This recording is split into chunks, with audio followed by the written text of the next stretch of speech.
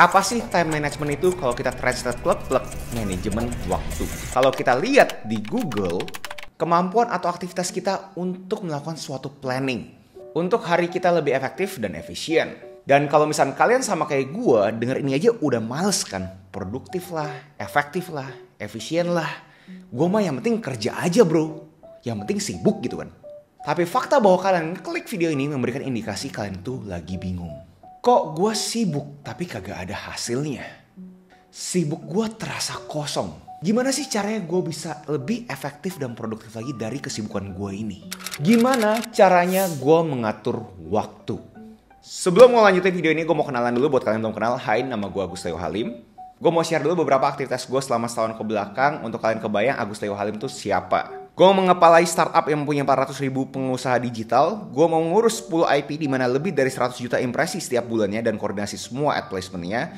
Gue manage suatu coffee shop yang sudah mempunyai 5 cabang dalam 6 bulan. Gue mengepalai bagian pemasaran untuk salah satu smart home ternama di Indonesia. Gue punya agency team untuk bikin konten untuk brand-brand yang mau bikin konten. Gue punya studio untuk produksinya juga. Gue punya tempat pembelajaran di mana ngebantu kalian akselerasi di industri kreatif. Gue punya newsletter untuk bikin kalian lebih insightful. Gue ada course untuk movement habit 30. Dan ada side hustle lainnya juga seperti fotografi dan project management. Dan pastinya gue juga content creator seperti yang kalian bisa lihat. Gue ngepost di YouTube, Twitter atau X, Instagram, TikTok, dan Threads. Belum gue harus jadi kepala keluarga yang baik seperti mengatur keuangan, menjadi figur suami, menjadi figur ayah. Apakah 24 jam itu cukup? Apakah benar punya waktu untuk ngelakuin ini semua? Well, seperti kalian bisa lihat sekarang, terkesan ada. Dan gue mau on the record bilang bahwa gue tuh males. Dan ini bukan gue yang self-proclaim ya guys. Gue mau share ini adalah screenshotan email dari dosennya gue. Gue pernah minta dia surat referensi, reference letter, surat pengantar untuk gue tuh bisa ke jenjang berikutnya. Tapi seperti yang kalian bisa lihat, laziest student. Gue dikatain sama dosen gue tuh salah satu orang termalas. Fungsinya apa gue sharing ini? Bukannya gue mau kasih tau kalian bahwa wah keren banget segala macam, tapi gue mau kasih tau ke kalian bahwa namanya time management, mengatur waktu, bukan rocket science. Bukan kayak seakan-akan suatu ilmu yang luar biasa kalian tuh harus ngerti banget, dalam banget kalian punya kepintaran. Manajemen waktu kagak sesusah itu. Manajemen waktu hanya butuh satu, komitmen. So hari ini gue bakal bahas 4 step gimana caranya kalian itu bisa bikin kalian punya waktu itu terasa produktif. Gimana caranya kalian itu eliminasi yang namanya sibuk kosong. Sibuk yang kagak ada hasilnya. Jadi gue bakal ngomongin dari reduce ke prioritize, plan, execute. Sebelum kita masuk ke 4 step ini, menurut gue kita butuh sefrekuensi dulu terhadap apa itu waktu. Karena pada umumnya orang-orang berasa bahwa bro, gue tuh udah kagak ada waktu. Dan kita harus frekuensi dulu, waktu itu bisa dialokasikan. Banyak banget yang bilang bahwa gue gak punya waktu. Tapi menurut gue sebenarnya kata-kata yang lebih tepat adalah aktivitas tersebut bukan prioritasnya gue. Alhasil gue kagak punya waktu untuk aktivitas tersebut. Tapi kalau misalnya lu mengalokasikan waktu untuk aktivitas tersebut, pasti aja ada waktunya. Jadi jangan terkesan kayak semua aktivitas yang lu inginkan untuk kalian lebih produktif dan lebih efektif dan lebih efisien lagi adalah sesuatu yang kalian itu kagak punya. Kalian mempunyai kapasitas untuk bisa komit untuk menciptakan waktu tersebut. Tapi kalian tidak memilih hal tersebut. Kenapa ini gue pengen ngomong dari awal? Karena gue berasa susah banget kalian itu masuk ke gue punya time management yang bakal gue share di video ini. Kalau misalnya kalian udah beda frekuensinya. Kalau misalnya kalian tipe-tipe orang yang victim mentality bahwa ya bro gue udah gak ada waktu segala macam, ya susah gitu. Gak mungkin ini semua yang gue ngomongin mungkin kagak relevan buat kalian gitu. Tapi kalau misalnya kalian bisa kosongin gelasnya kalian dan menerima informasi ini dengan berasa bahwa iya ya, namanya waktu itu bisa dipilih, bisa diprioritaskan. Namanya sibuk, gue bisa mengeliminasi namanya sibuk kosong ini. Nah, itu baru video ini berguna buat kalian. Ke step 1, yaitu adalah reduce. Gimana caranya kalian itu bisa menurunkan, bahkan bisa sampai eliminasi hal-hal aktivitas-aktivitas yang menurut kalian itu tidak berfaedah, yang bikin kalian berasa kayak sibuk kosong. Nah, di sini gue pengen kasih fundamentalnya dulu. Gue percaya banget namanya itu diminishing rate of return. Kalau kalian kagak tahu di industri pabrik seperti itu, ada yang namanya itu output kan. Contoh buat semua orang bisa relate mungkin adalah bikin baju. Bikin baju seperti ini adalah suatu proses di mana kita ngomongin dari kainnya, abis itu dijahit sampai akhirnya jadi baju dan akhirnya di packing. Semua proses tersebut menghasilkan output. Output tersebut dihitung sama orang pabriknya. Kenapa? Untuk tahu dong dia sejam itu bisa menghasilkan berapa banyak baju. Dan karena ada itu, orang masih mikir, oh ya udah jam kerja dinaikin terus aja. Jadi 8 jam, 12 jam, 14 jam, 16 jam. Pokoknya naikin aja buat outputnya lebih banyak lagi kan. Tapi ada studi di mana kita punya output akan mempunyai suatu diminishing return. Karena manusia bukan mesin kan.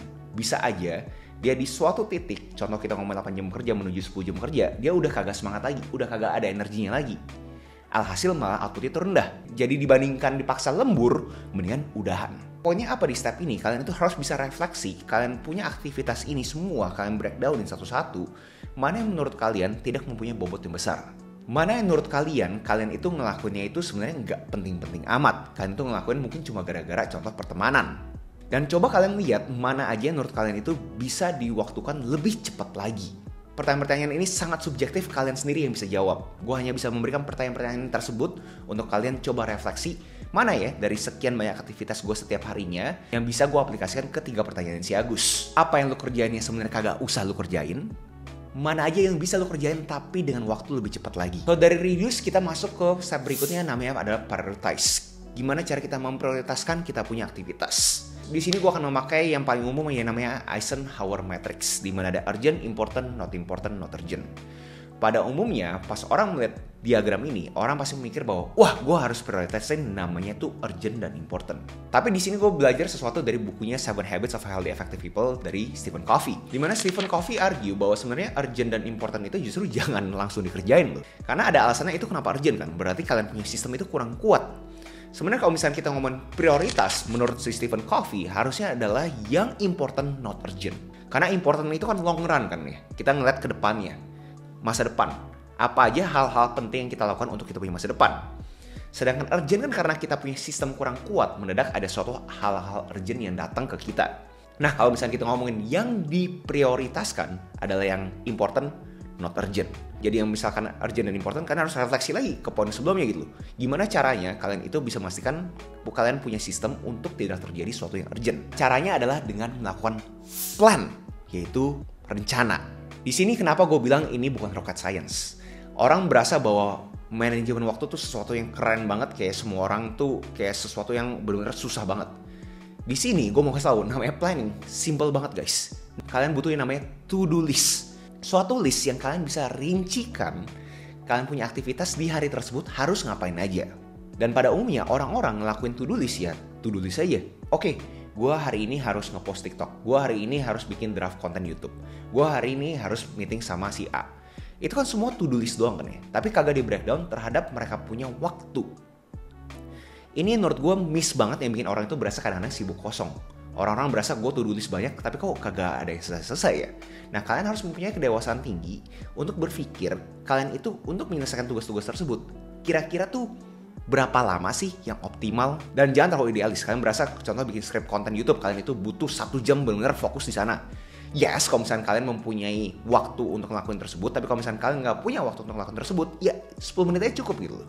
Dan buat kalian yang kesusahan untuk taruh waktunya, menurut gue bener-bener yang memudahkan kalian untuk menaruh waktu adalah kalian harus berpikir bahwa kalian itu bakal mati. Gue tahu terkesan agak negatif bro, kalau kita ngomongin manajemen waktu mendadak lo ngomongin kematian.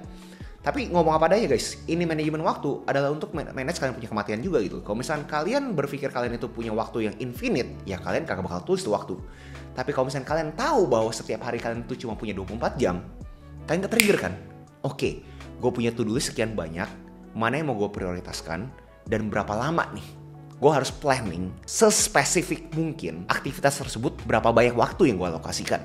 Lanjut ke paling susah, yaitu adalah execute. Dimana gue yakin, kalian yang nonton awal video ini pasti berasa, bro gue udah tahu ini semua, tapi gue kagak bisa eksekusinya. Karena gue tuh prokrastinasi. Di sini gue udah pernah bahas lebih detail lagi terhadap prokrastinasi, kalian bisa cek video gue sebelumnya. Tapi buat kalian yang masih kagak paham apa itu prokrastinasi, itu basically di otak kalian tuh ada suatu monyet. Monyet yang pengennya kalian tuh nyaman-nyaman aja. Monyet yang pengennya udah santai aja, kagak usah yang aneh-aneh gitu. Nah, otak monyetnya kalian ini harus diusir. Gimana cara ngusirnya? Ada beberapa hal yang menurut gue bisa ngebantu kalian. Di sini gue pengen coba narik ke belakang lagi, kita ngomongin mental lagi nih. Di bukunya The War of Art, Steven Pressfield bilang, ada yang ngebedain amatir dan profesional. Amatir menunggu mood untuk beraksi. Dan profesional beraksi untuk menciptakan mood. Jadi monyet ini kalian harus usir dengan aksi. Karena kalau misalnya kalian nungguin monyet itu hilang, mungkin aja kagak hilang-hilang, seharian bisa hilang gitu aja gitu. Sedangkan kalau misalnya kalian adopsi mentalnya kayak Steven Pressfield, di mana kalian itu profesional, kagak lagi nunggu mood, kalian beraksi untuk menciptakan mood, itu baru kalian bisa mengatur waktu kalian dengan produktif. Contoh hack-hack yang bisa ngebantu kalian ngusir si monyet. Simple. Pertama, bangun pagi. Terserah kalian, mau jam 4, jam 5, jam 6, terserah kalian. Kenapa harus bangun pagi? Karena simple aja. Kalian pagi masih fresh kan. Otak kalian itu kagak kedistorsi sama WA kiri, WA kanan. Dan bahkan mungkin kagak ada yang cari kalian di pagi hari gitu. Yang kalian bisa dengerin adalah suara-suara burung. Dan itu kan bikin kalian punya pemikiran tuh lebih clear kan. Untuk bikin kalian punya to-do list. Kagak kedistorsi. Kalian benar-benar bisa tulis, literally tulis. Untuk kalian tahu apa sih yang gue pengen lakuin di hari tersebut. Lanjut, kalian juga bisa melakukan suatu tugas kecil untuk membuat hari kalian itu terasa sudah produktif. Contoh paling simple adalah kalian itu bangun pagi langsung beresin tempat tidur. Itu langsung terkesan kayak sesuatu yang mudah banget, simple banget. Dan otak kalian ketrigger kan kayak, gue bangun pagi aja udah melakukan suatu tugas yang mundane, yang sebenarnya kagak ada faedahnya, tapi kalian udah lakuin. Terkesan kayak, wah gue udah produktif nih gitu. Dan itu bikin momentum kan di harinya kalian. Dan hack lanjutnya ada yang namanya eat the frog. Dimana di-argue kalau misalnya kalian di pagi hari langsung aja, hajar aja suatu task, suatu aktivitas yang kalian berasa tuh susah banget gitu. Di analogi eat the frog ini kalian makan kodoknya gitu. Dimana yang gak enak banget kan. Jadinya kalian berasa bahwa oke, gue pokoknya pagi hari gue beresin dulu nih. Yang bener-bener gue harus kerjain fokus gila-gilaan. Terus habis itu sambil berjalan ya itu tas-tas yang lebih kecil. Jadi yang bener-bener butuh fokus kalian di pagi hari pas kalian bangun. Lalu tips berikutnya gue ngambil dari James Clear punya buku Atomic Habits. Dia bilang 2-minute rules. Dia bilang bahwa udah lu coba lakuin aja 2 menit. Karena pada umumnya orang tuh berasa kayak seakan-akan kalau kerja itu kan harus fokus banget kan. Harus 60 menit, 180 menit, 5 jam, 4 jam gitu kan ya. Dia bilang kalau misalnya untuk kita nge-hack otak kita untuk langsung fokus. Kayak contoh nih, gue sekarang lagi nge-record video YouTube ini kan. Gue mikir, udah 2 menit aja gitu. Kalau misalnya gue nge-hack otak gue bilang bahwa ini cuma 2 menit doang, otak monyet gue hilang kan. Kayak berasa, 2 menit doang ya udah gue kerjain lah gitu kan. Tapi kan itu akhirnya bikin kita momentum juga kan. Begitu kalian kerjain, kalian kebablasan ya akhirnya nge-record video sekian lama. Tips berikutnya adalah kalian harus memberanikan untuk bikin kalian punya handphone itu tidak berbunyi. Mau kalian taruh airplane mode atau kalian kalau misalnya memakai iPhone ada yang namanya focus mode. Kalian harus bikin kayak kalian itu seakan-akan kalian itu mau masuk suatu bioskop. Terkesan agak aneh, coba kalian pikir nih. Kalau misalnya kalian masuk ke bioskop, kalian benar-benar cuma otak kalian, mata kalian, dan layar kaca tersebut kan. Kalian mendengarkan juga lah dengan kalian punya telinga. Tapi benar-benar kalian fokuskan ke film bioskop tersebut. Simulasi bioskop tersebut, coba kalian replicate, coba kalian implementasikan ke kalian punya gaya kerja. Kalau misalnya kalian benar lagi butuh kerja yang fokus banget, bener kalian tuh berasa kalian tuh lagi nonton bioskop. Pokoknya kalian modenya mode bioskop. Handphone kalian antara kalian bikin airplane mode, bikin focus mode, do not disturb, apapun itu. Pokoknya kalian fokus sama kerjaannya kalian. Tips berikutnya untuk ngedukung kalian bisa eksekusi lebih gampang lagi adalah dengan membuat ekosistem kalian memberikan kesan kalian tuh gampang untuk mengeksekusi. Contohnya sekarang nih, yang kalian bisa lihat juga nih, gue lagi ada di gue punya kamar yang emang gue dedikasikan untuk gue bikin YouTube videos. Jadi gue tahu begitu gue masuk kamar ini emang buat gue bikin YouTube videos. Nah, di konteks kalian apa nih? Contoh kalau misalkan kalian itu mempunyai suatu sudut kamar untuk kalian itu refleksi, untuk kalian bikin to-do list. Contoh kalian punya sudut kamar untuk kalian itu baca buku. Apapun itu, pokoknya kalian harus bikin kalian punya ekosistem itu ngedukung kalian untuk melakukan aktivitas yang kalian inginkan. Dan buat kalian yang udah advance, yang manajemen waktu yang mungkin udah lebih ekstrim lagi, menurut gue kalian itu nggak cuma ekosistem doang, nggak cuma tempatnya doang, tapi kalian juga harus mikirin namanya sistemnya, effortless system. Maksudnya apa effortless system? Jadi contoh kalau misalnya kalian mau melakukan suatu meeting mingguan. Kalian tahu di meeting mingguan tersebut apa aja yang harus diomongin dan siapa aja yang harus ada. Dan dokumen apa aja yang harus dibawa untuk meeting tersebut lebih produktif lagi. Karena itu kan akhirnya ngebantu kalian untuk kalian masuk ke meeting tersebut, kalian tahu nih, oh gue tahu apa yang harus terjadi di meeting tersebut. Outputnya apa yang harus didiskusiin, apa yang harus di take note, apa yang harus didelegasiin. Dengan ada effortless system ini, jadi kalian tuh gak cemas setiap kali kalian masuk meeting. Karena kalian tahu apa yang harus kalian lakukan. Tips berikutnya adalah batching. Dimana pada umumnya orang-orang berasa bahwa, wah, gue ada sekian banyak aktivitas, ya udahlah gue beresin dari 1 sampai 10 aja gitu. Tapi kita harus mikirin juga untuk ini semua lebih efektif dan efisien. Ada gak task-task, tugas-tugas yang kalian itu berasa mungkin bisa dijadiin satu deh. Jadi setelah poin 2, ke poin 7 dulu, jangan ke poin 3 dulu. Kenapa? Karena kita berasa mungkin fokus kita itu lebih bagus dari poin 2 ke poin 3. Buat kalian dapat simulasinya, menurut gue yang paling gampang contohnya adalah, contoh ini sekarang gue bikin YouTube nih. Gue bikin YouTube video, abis ini gue punya Instagram video. Kan bener-bener masih dalam satu mode dimana gue itu ngomongin konten kan. Dibandingin gue abis dari sini, gue konteks switching ke gue meeting ke gue punya coffee shop. Nah itu kan berasa kayak beda banget dong. Kayak gue lagi abis bikin YouTube video, terus gue ngomongin coffee. Jadi untuk kita punya konteks switching, kita punya otak lebih effortless, atau lebih tepatnya lebih bagusnya seamless, kita harus bisa batching kita punya tugas, kita punya aktivitas, kita punya task lebih rapi lagi. Jadi semua tasknya itu berhubungan, nggak random banget, hard cut. Lanjut, tips berikutnya adalah delegasi. Dimana kalau kita ngomongin, kita ini sekarang hidup di tahun 2024, dimana banyak banget tools di sana yang ngebantu kita bisa delegasi lebih cepat lagi, lebih efektif lagi. Contoh paling simple adalah AI. Kalian bisa menggunakan AI ini untuk delegasi kalian punya kerjaan. Contoh, bisa minta AI untuk analisa spreadsheet, bisa minta AI bikin script konten, dan banyak banget benefit-benefit lainnya. Dan kalau misalnya kalian di sini yang udah mempunyai kapasitas untuk bisa manage tim, mempunyai suatu tim, kalian juga harus berani melakukan delegasi. Gue tahu banyak orang itu kagak suka melakukan delegasi karena takut kalau misalnya mendelegasi hasilnya jelek, akhirnya dia sendiri yang kerja. Tapi untuk kalian itu beneran bisa menjadi suatu tim yang solid, mau kagak mau, semua orang itu harus mempunyai kapasitas yang sama. Karena kalau misalnya semua kapasitasnya kagak sama, itu kagak sehat kan. Bonus tips buat kalian masih nonton sampai sini, menurut gue kalian butuh time blocking untuk reset otak kalian. Jadi pada umumnya to-do list kan ya, to-do list kalian punya aktivitas yang benar-benar aktif gitu kan ya. Menurut gue bagus juga kalian bikin to-do list, kalian time blocking, kalian punya alokasi waktu untuk kalian tuh reset. Jadi gue berasa otak manusia tuh layaknya komputer lah, buat kita bisa dapat analogi yang sama. Itu kan kita buka kan nih, kita contoh kita itu Google Chrome, kita buka tab. Nah semakin banyak tab, semakin rendah juga kita punya otak untuk bekerja kan. Gue yakin kalian pasti setuju sama gue. Jadi gimana caranya kita itu sebagai komputer bisa, oh ya udahlah kita mendingan sleep dulu deh. Kita itu shutdown dulu deh. Kita restart dulu Google Chrome-nya.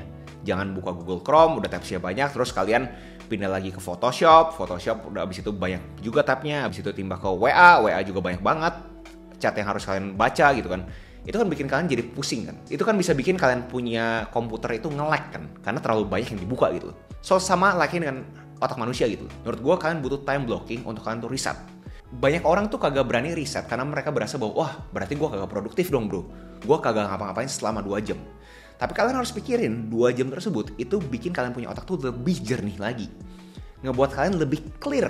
Jadi kalian tahu oke, 2 jam gue udah kagak distorsi sama apapun, gue berasa gue lebih fresh.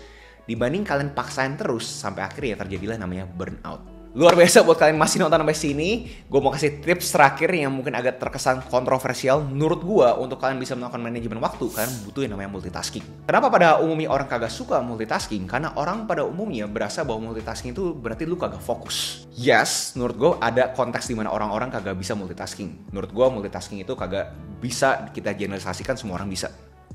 Tapi menurut gue kalau disimulasi sebagai to-do list yang aktif dan to-do list yang non-aktif, menurut gue bisa dimultitaskingkan. Contoh, buat kita semua bisa relate, kita itu tahu aktif itu adalah olahraga. Olahraga aktif dong, harus angkat beban. Pasif, kita bisa mendengarkan podcast. Contoh hal-hal seperti ini menurut gue bagus banget kalian bisa multitasking.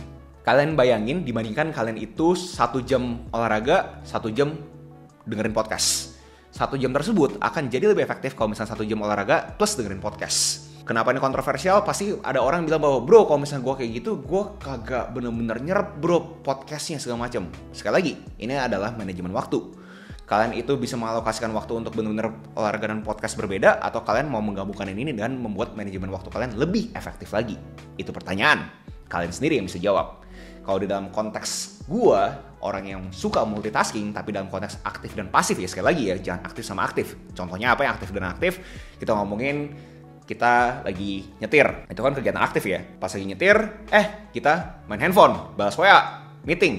Itu kan agak bahaya, itu kan aktif dan aktif. Kalau misalnya gue lebih suka aktif dan pasif. Oke, di penghujung video ini gue mau memberikan gue punya empati atau simpati ke kalian semua. Gue yakin di sini ada yang komentar bahwa bro lu enak bro, lu kagak ada shift malam segala macam. Bro lu enak bro, lu bukan cewek, lu nggak usah ngurus anak 3-4 anak yang bermain sampai akhirnya energi lu habis segala macam. Yes, gue ngerti banget semua orang mempunyai konteks masing-masing gitu loh. Gue harap di video hari ini bisa memberikan kalian dampak positif dan kalian ambil aja yang positif buat kalian gitu. Kalau misalkan kalian berasa kalian itu beda konteksnya sama gue, dimana kalian kagak bisa bangun paginya kalian itu udah jam 12 siang, kalau di gue konteksnya mungkin jam 5 pagi, ya kontekstualize aja, kalian kontekskan ke situasinya kalian gitu. Jangan kayak seakan-akan terima mentah-mentah apapun dari yang si Agus Leo Halim ini ngomong gitu. Kalian harus kontekskan ke kalian punya hari.